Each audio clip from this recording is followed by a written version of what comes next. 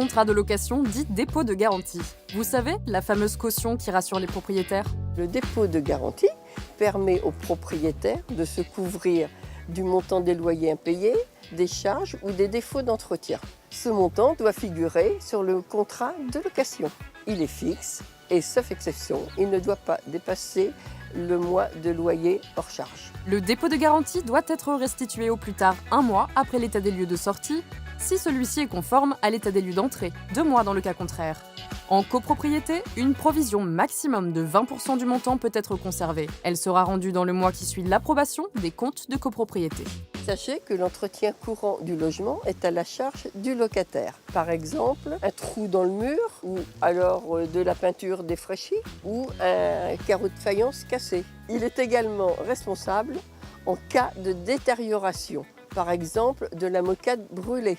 Mais attention, quand les travaux de remise en état du logement dépassent le montant de la caution, du dépôt de garantie, donc, le propriétaire demande la différence au locataire. En revanche, le propriétaire doit payer pour les réparations en cas de malfaçon, de vice de construction, de cas de force majeure, une tempête par exemple, et si les dégradations sont dues à l'usage normal des biens, on appelle cela la vétusté.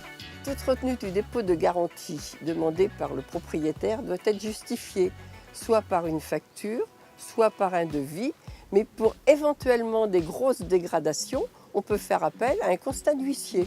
Enfin, sachez que si votre propriétaire tarde à vous rendre le dépôt de garantie, vous êtes en droit de lui demander 10% du loyer hors charge par mois de retard. En bref, le dépôt de garantie ne doit pas excéder 1 mois de loyer, l'entretien courant est à la charge du locataire, enfin, pas de travaux, la caution doit être rendue sauf exception 1 mois après la remise des clés.